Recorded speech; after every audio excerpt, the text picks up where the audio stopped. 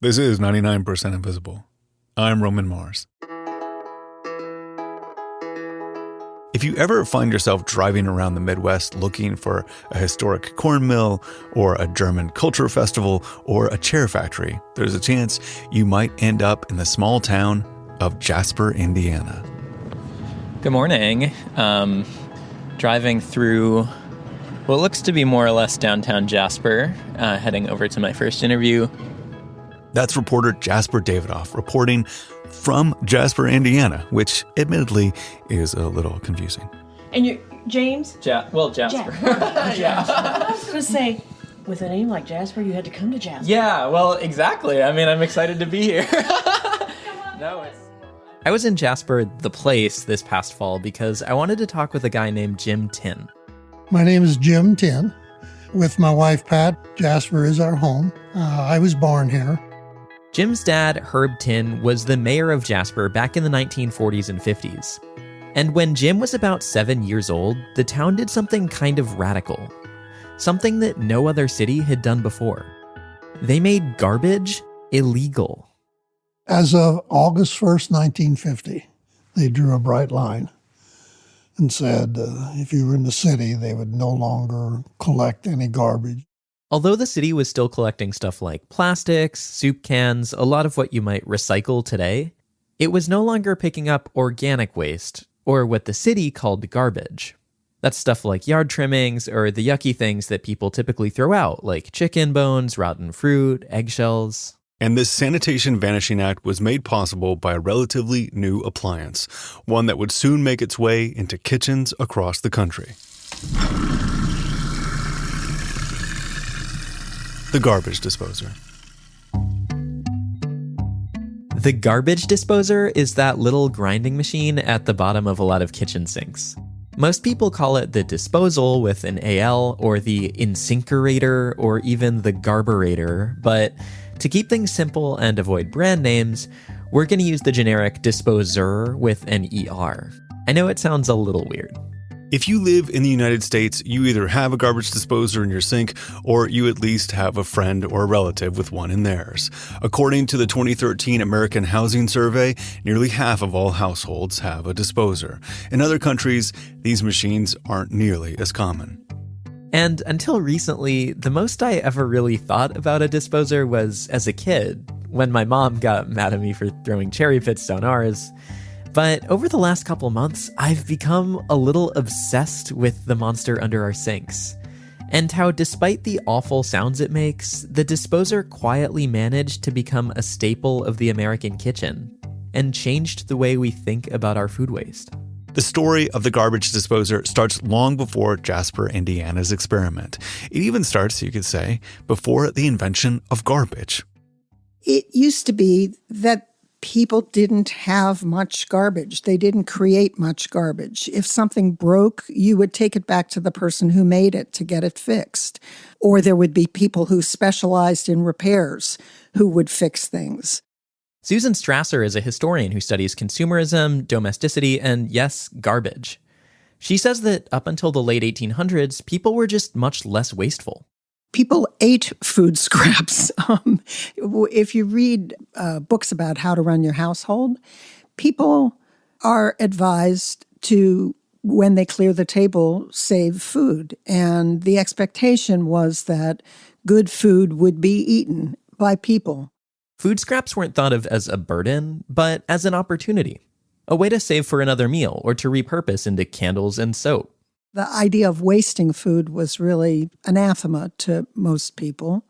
Food that wasn't quite good enough for the people could be fed to animals. There were pets, dogs and cats, but also many, many people kept chickens, even in urban and suburban areas, and chickens will eat pretty much anything and give you eggs in return. But at the turn of the century, the commercialization of food made more of it available at a cheaper price, and that abundance made it easier for people to throw out their scraps. Around the same time, lots of people were moving from the countryside into U.S. cities. And all that food waste was literally piling up on the street, creating not only a smelly problem, but a public health one. Back then, many still believed that diseases like cholera were spreading through noxious odors, including those emanating from piles of garbage. Garbage being a pretty technical term at the time that really did refer to perishable waste as opposed to rubbish that might have been less perishable products that were being thrown away. Anna Zeta is a food historian at Virginia Tech. She says that unlike the catch-all definition garbage has today, it used to refer specifically to organic waste, which, in case you haven't already caught on, is how I'm going to keep using garbage for the rest of this story. Around the country, there wasn't much of an appetite by federal and state governments to take on the growing garbage problem. Instead, the job of waste collection fell to individual cities and towns. And so municipal regulations began to be developed in quite scattershot ways, very piecemeal in different localities, to try to address what was happening with this garbage. Some municipalities started collection services to haul their waste to a dump. Others demanded citizens split up their kitchen refuse from their other waste. The discarded food would get sent to local farmers who used it as feed for their hogs. But there, too, a lot of problems for health emerged in that a lot of so-called uncooked garbage could carry various kinds of pathogens that caused widespread disease in the pigs themselves, some of which was feared would carry over into any humans who were eating the meat that came from the pigs. By the early 1920s, these haphazard systems of garbage collection were struggling to keep up with 20th century consumerism. Cities and towns were burning garbage, even throwing it in their local river. And so into this maelstrom of detritus stepped the engineers at the General Electric Company. A few communities had started grinding up their garbage in these massive machines and washing it down into their local sewers. GE took this totally new concept, mixing sewage with food waste, and tried to expand on it. If you could use a large-scale grinder to get rid of the town's garbage, could you build small household ones to eliminate garbage at the source? So in 1930, two GE representatives traveled to Schenectady, New York, to visit a sanitary engineer named Morris Cohn. He agreed to help GE conduct their research and even started experimenting in his own home, pulverizing food in a meat grinder and flushing the results down the toilet. And before long, all that flushing yielded a result. They called it the disposal. And here's how coarse particles like corn cobs get the works inside a General Electric disposal. In almost less time than it takes to tell you about it, they'll be whittled down to corn kernel size or smaller and given a one-way ticket down the drain. By the late 30s, people started getting very excited about garbage disposers. Scientific American predicted that the disposer would make the garbage can obsolete. An article in House and Garden magazine introduced readers to new garbage tech like rubber plate scrapers and waxed garbage pail liners. But its highest praise was for the disposer. You're not going to have rats. You're not going to have the smelly stuff in your kitchen. You're not going to have the problems that come with food waste anymore because you're going to wash it down the drain. Even with all this hype, companies like GE still didn't have what they really wanted, a test site, a place to prove that the disposer wasn't just a benefit for an individual household, but a bona fide improvement for an entire community. Jasper would soon change all that. I would? Sorry, I wasn't talking about you. Here's what I meant. Jasper, Indiana would soon change all that. Dad was an original thinker. He was a creative person and a good problem solver, and he was very health conscious, very civic minded. That's Jim Tinn again. His dad was the mayor of Jasper back in the 40s and 50s. At the time, Jasper was struggling with a ton of public health problems. Rats and flies were a common nuisance in town. There was an outbreak of swine cholera in 1947, which traced back to the garbage farmers had fed the pigs. And this was followed quickly by the polio epidemic, which at the time, locals felt might be related to the flies buzzing around open troughs of garbage. And so one day, Mayor Tinn was walking with his wife in nearby Evansville when he stumbled on a solution to the town's problems. He saw a disposal in the Sears Roebuck display window. The sign in the window read, "Say goodbye to your garbage can." And in that moment, Mayor Tinn saw an opportunity to change everything. A week later, the mayor bought his very own garbage disposer. The appliance and the installation ran him about $125 or about $1,500 today. And like the highly technical, sophisticated sanitary engineers that came before him, the mayor just started chucking things down his disposer to test the results. We put a disposal in our house, I believe it was in 48. Dad felt we had to lead and show the way, and so we put one in just to be able to show people that it worked. Mayor Tin liked what he saw and started putting together what would come to be known as the Jasper Plan. The mayor envisioned a Jasper where every home had a disposer, where the city helped residents buy a disposer, where the disposer solved Jasper's garbage problem once and for all. No other city in the country had ever tried to systematically install disposers, partly because the household disposer was still relatively new and actually pretty expensive. But also partly because nobody knew what would happen after this much food made its way down the drain. You know, this is something that had to be worked out between the companies making garbage disposers and the municipal engineers. And the reason was that the municipal engineers were not sure that the sewers could handle the products of the garbage disposer. Sanitary engineers were often split. Some towns were confident that their sewers could handle ground-up garbage, but engineers in older, denser areas like Philadelphia and Boston had reservations.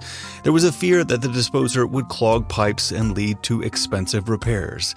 And so some places, including New York City, actually moved to ban these newfangled machines. But Jasper was willing to try and prove them wrong. The city council was confident their disposer plan would work because they were already planning to build a new wastewater treatment plant. They could just amend those plans and upgrade Jasper's sewers to accommodate for all this new incoming garbage. And civic leaders weren't the only ones backing the Jasper plan. After the son of a local newspaper editor contracted polio, he began using the Du Bois County Herald to praise Jasper's garbage disposer idea. He hailed it as, quote, a boon to city sanitation, the results of which would be, quote, the beginning of a great national movement. While it may seem silly to us now to think that a garbage disposer might help eradicate polio, at the time people were understandably scared. It wasn't yet common knowledge that the disease mainly spreads from person to person. Nevertheless, the Jasper Plan was a chance for the city to do something big, to become the only place in the country to put an end to garbage. The city council voted unanimously to do it. The city council, the mayor, and the head of the sanitation, they all volunteered to put disposals in their homes. And I can remember the day when Dad took me to the town square when a semi-truck pulled up and had a little over 1,000 garbage disposals on it. Here's the thing about the Jasper Plan. It was billed as an option for residents, but in practice, it was effectively a mandate. The city was going to refuse to pick up any trash with organic waste in it and ban garbage cans altogether. So people would more or less have to buy a disposer. The city helped finance them and even got residents a discount, but each disposer still sold for $75 or close to $1,000 today. Jim Tin recalls this being a slightly dangerous time to be the mayor's kid. Once in a while, coming home from school, some kids would confront us. And sometimes there was punches thrown or shoving here and there.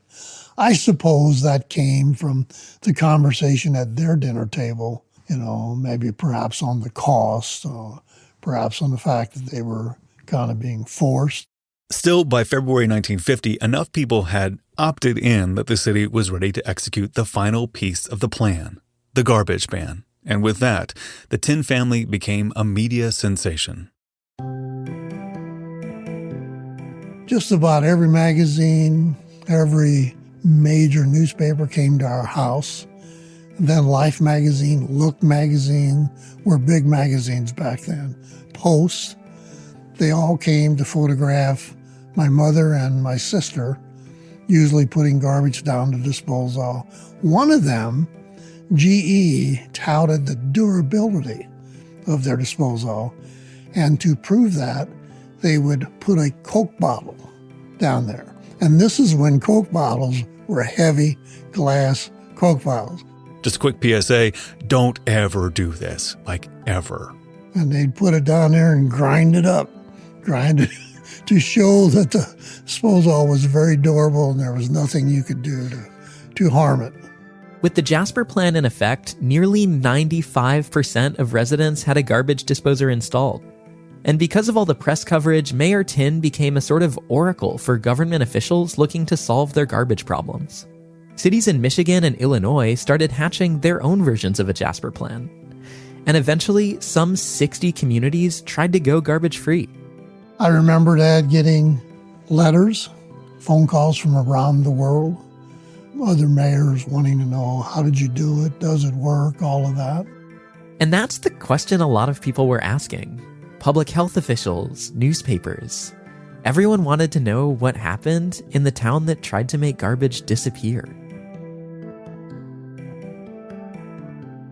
After the break, the results of the Jasper plan and what garbage disposers do for us today.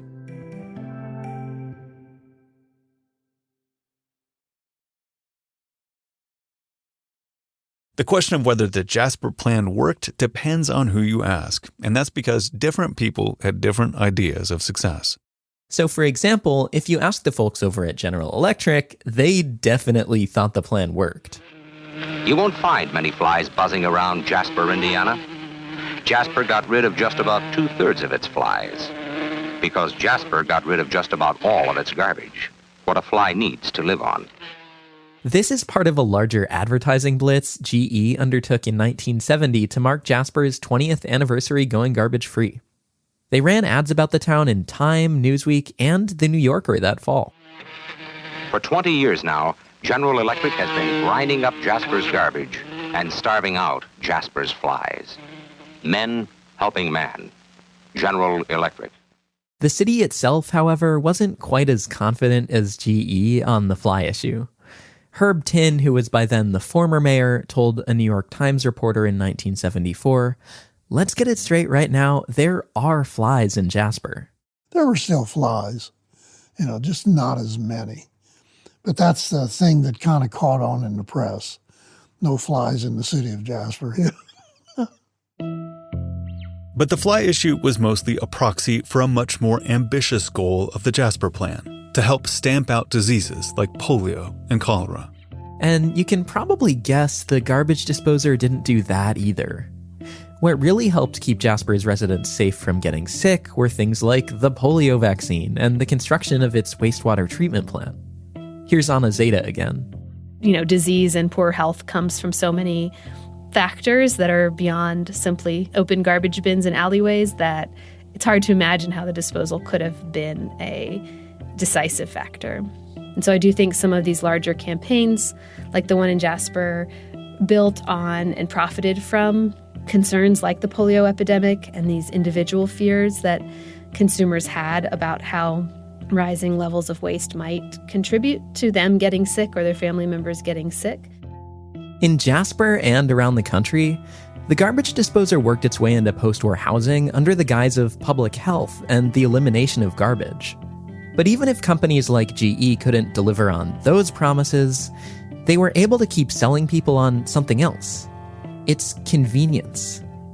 When I walked through the Du Bois County Museum with Arthur Nordhoff, the local historian, that simplicity is exactly what he remembered. So this says, this ad says, ask the teenagers, how did they work out? Ask the teenagers who never had to take out the garbage. So was that you? Yeah, sure, because I wouldn't have to take it out. And I lived in a regular house down by the hospital, and so once a week, I'd have to take the garbage out to the garbage pail. But not anymore. Not anymore. Not anymore. These days, companies selling garbage disposers emphasize something else too, that the appliance doesn't only make cleaning up easier, but it's actually a sustainable solution for the problem of kitchen waste. Yeah, I think that people have been led to believe that sending your food waste down the drain is beneficial and is much better than landfilling it. And sadly, the truth is that it's not.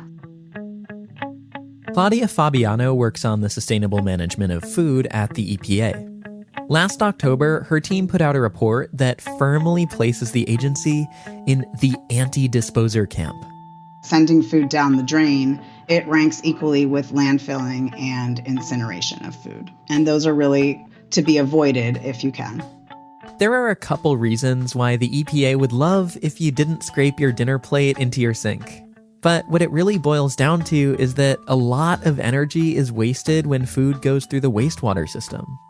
And all that ground up food emits a ton of methane. In addition to that methane being released in the sewers, sending food down the drain also introduces more fats, oils, and greases to the sewer systems, which can cause blockages and increase maintenance costs. And food waste in the sewer system can also cause pipe corrosion. Today, there's still a real fear about the effects of garbage disposers. Some countries have banned them and others try to discourage their use. Even in New York City, which repealed its ban in the 1990s, you still almost never come across a disposer. While the city's sanitary engineers say that the sewers could handle the ground-up waste, it's the pipes in the old buildings that people worry about. But despite a lot of these drawbacks, the disposer has managed to persist in a lot of American homes, especially in Jasper.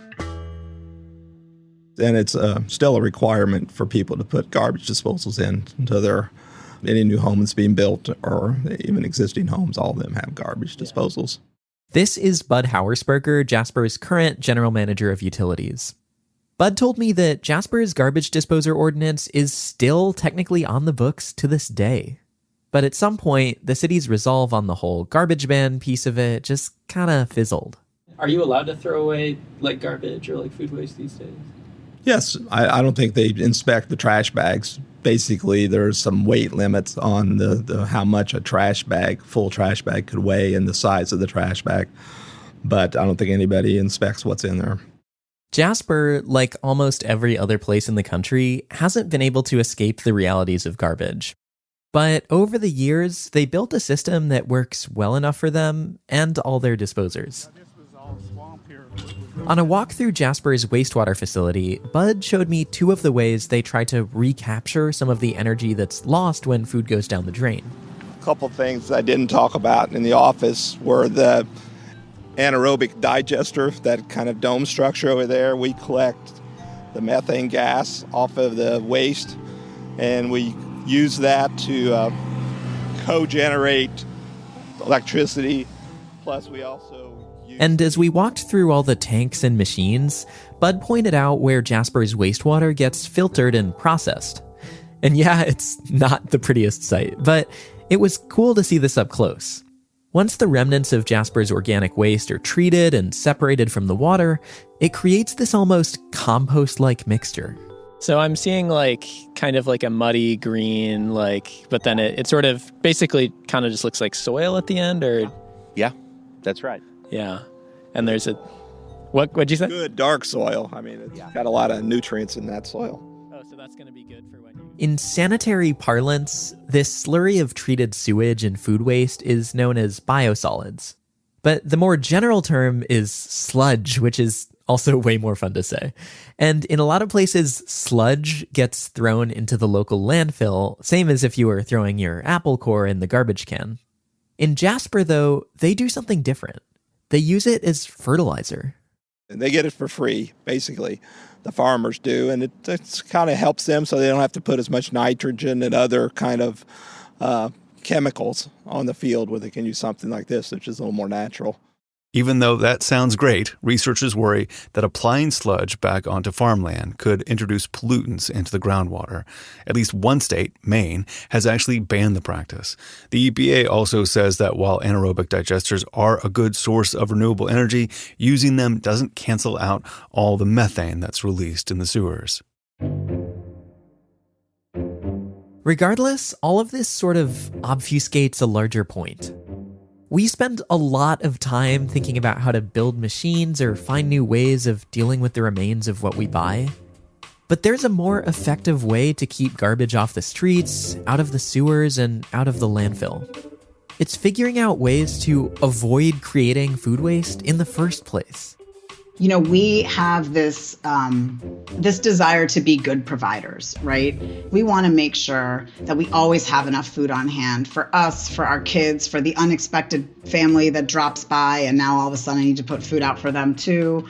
And I think being a good provider means make enough for everybody, but not so much that you end up throwing so much in the trash.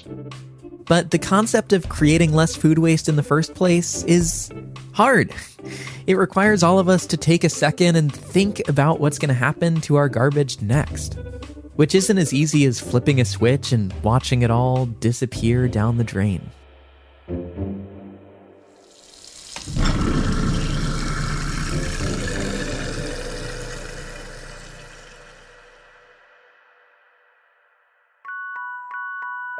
99% Invisible was reported this week by Jasper Davidoff and edited by Jason De Leon, with additional production by Jacob Maldonado Medina. Mix and sound design by Martin Gonzalez. Music by Swan Royale. Fact-checking by Graham Haysha.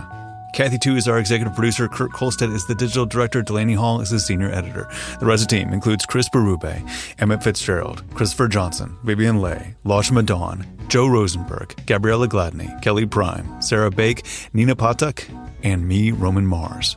The 99% Invisible logo was created by Stefan Lawrence. Special thanks this week to Martin Melosi, Ed Hollenden, Lily Geismer, Amy Vedra, and Sue Ellen Hoy, whose research on Jasper was a great resource for this episode.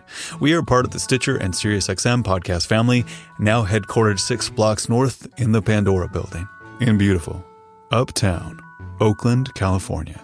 Home of the Oakland Roots Soccer Club, of which I'm a proud community owner. Other teams may come and go, but the Roots are Oakland first, always. Congrats on winning your home opener, guys. You can find us on all the usual social media sites, as well as our own Discord server. There's over 2,500 people there talking about the power broker and architecture and movies and reality TV shows, and it's a really nice place to hang out. There's a link to that, as well as every past episode of 99PI at 99pi.org.